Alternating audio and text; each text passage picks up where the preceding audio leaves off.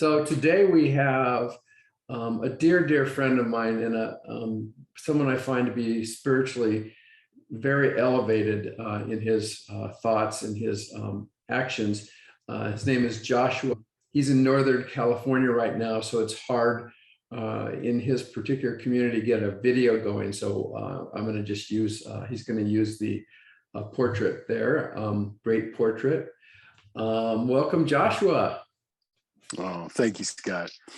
I'm glad to be here with you, and it feels good to take a breath because for me, there's the double blessing of elevation, like the canopy of a tree, and then also being grounded and finding our roots, sinking down into the earth as well. It's quite a metaphor for living, isn't it? I agree. Yes. Yeah. Joshua is a dear friend of mine and one of those people who I feel comfortable bringing virtually any kind of a spiritual dilemma to him.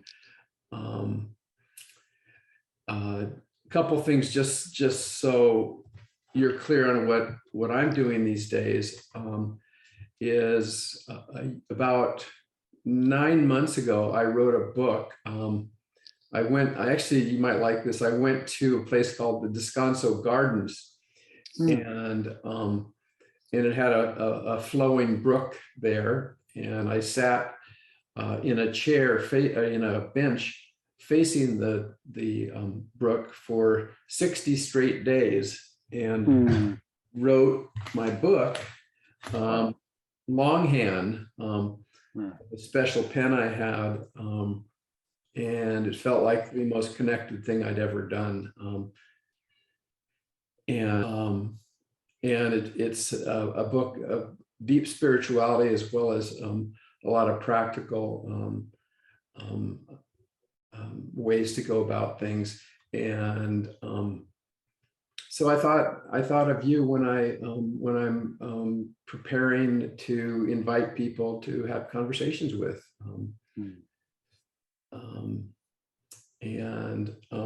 So the first thing I just wanted to ask you, if you would, or if you have questions for me, that's fine too, just as well. That is, what is your take on your spiritual practice these days? That's one of my most favorite questions. And actually heard that's a question that Oprah Winfrey will ask when she's interviewing someone for a job. She'll ask, what is your primary spiritual practice? That's one of the first questions she asks. Wow. From one of the stories that I heard. So I think it's a very wise question. And for me, the way I interpret it is sort of like, how do you find water in the desert? Mm-hmm.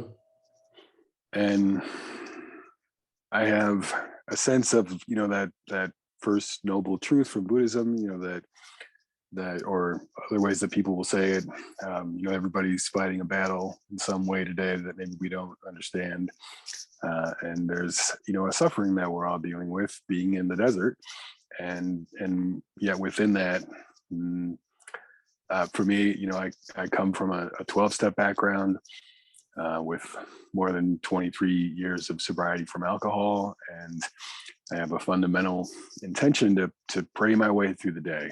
And I would say like the 11th step is my best friend, but really my higher power is my best friend and my role model. And the 11th step is how I maintain that friendship and deepen that friendship. And in that respect, one of my primary intentions is to start praying at the beginning of the day before my eyes open.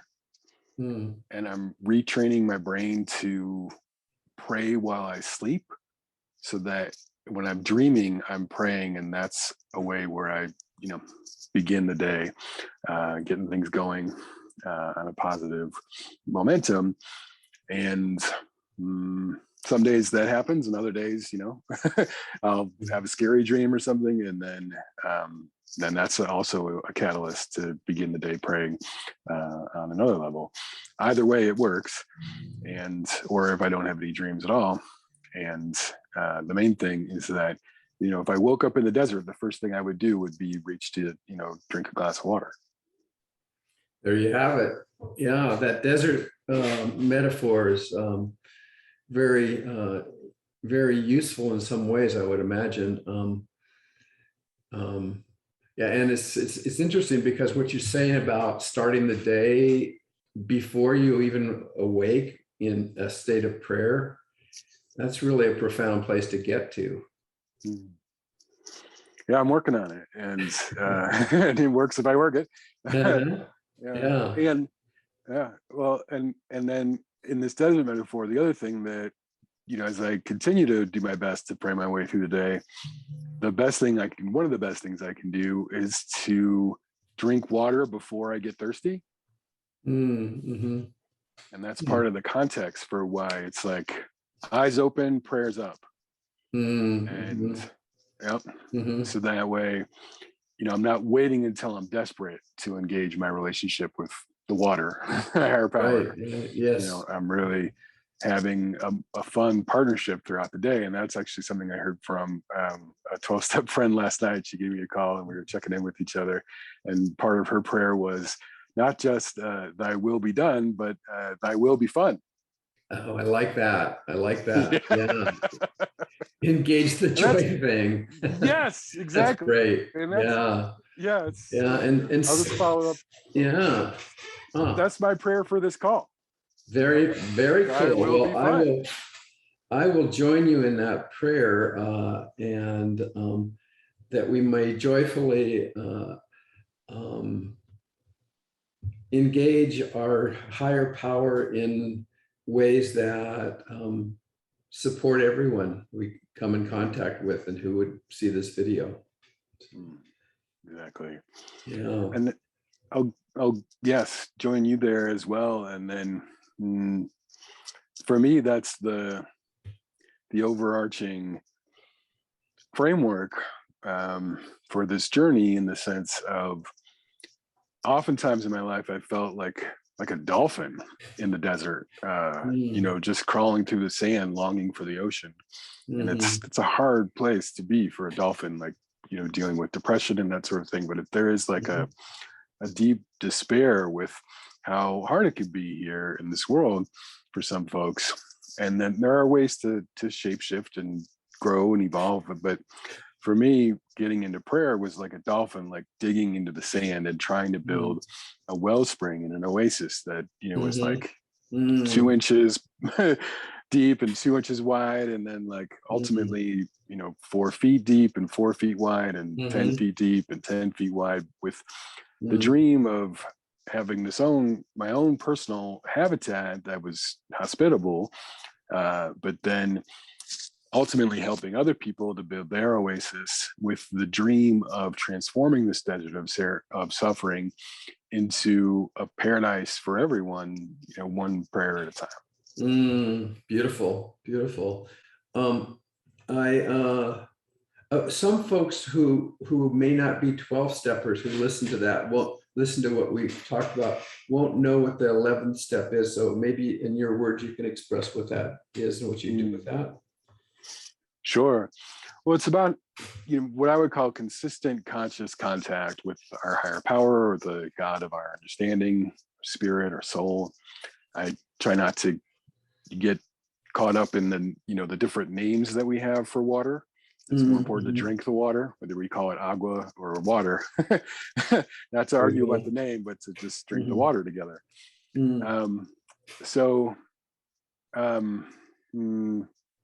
I feel kind of embarrassed that I don't remember the exact wording.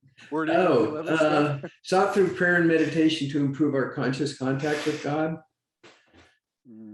Is that it? Seeking only knowledge for God's will for us and the power to carry that out. Very nice. Yeah. Yes. Yeah. And that second one, I think, is a massive experiment with truth. because certainly for me, I'm still working on the Mhm. only, seeking only for the knowledge of God's will and the power to carry that out. I think I still seek other things than that.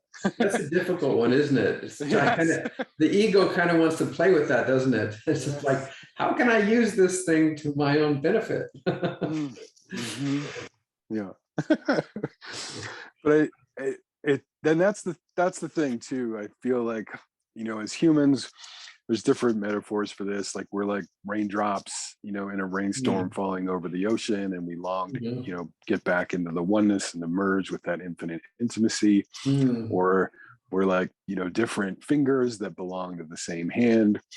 And mm, in that sense, that's why I love praying for quote unquote other people so much, mhm, mhm, and that spirit of altruistic prayer, mm, because that's one of the most beneficial ways that I feel like I'm engaging that conscious contact and the mm. knowledge of God's will and the power to carry that out is, my prayers at the beginning of the morning, or even, before then in my dreams, again, retraining my brain so that it's about praying for other people Mm, first, mhm. and having that altruistic intention. So my prayer question isn't so much like, God, will you, help me get what I want? Right, right, right. uh, it's who's the best person for me to pray for now, Mhm, mhm. and beginning the day that way. And it's both and it's like a right hand and a left hand playing the Right. guitar. Mhm, So mhm, it's not just, the mm. about the thumb, like praying for the other fingers. It's, all of us working in concert. Yeah. So Yeah. yeah, yeah. Yeah. Mhm. Huh. The idea that we're all one is seems to cross over almost every tradition. Mm. And so in from my understanding is that since we're all one, if I'm praying for you, essentially I'm praying for me too. Yes. Because we're connected. There's no losing that connection just because we're physically differentiated as physical beings here for a while. Um, Exactly. Bullseye. yeah. One thing that's been incredibly helpful for me um, is I had a sponsor about well a friend who I was struggling with the same issues over and over and over again, the same thought patterns, the same way of approaching the world. And my friend said, well, you've got what they call a sponsoring thought. Mm. and and I said, oh yeah. And he said, yeah, there's one thought that you latched onto when you were quite young that has propelled all the rest of your thoughts, is like the mother thought, the sponsoring thought. Mm. And he said, once you get to that and able to reverse that, those things will disappear of their own accord. Mm. And I looked at him and said, do you know what my sponsoring thought is? Give it to me. Tell me what it is so I can Mm. be free. And he Mm. just laughed. He laughed for like 5 minutes. Mm. Like wise people do when there's an infant, a small kid question. Mm. And he said, no, it would be useless for me to tell you what it is. You need to find it yourself. Um, and so for the next 2 or 3 years, I spent trying to ascertain what that sponsoring thought was. And I had significant trauma when I was quite young.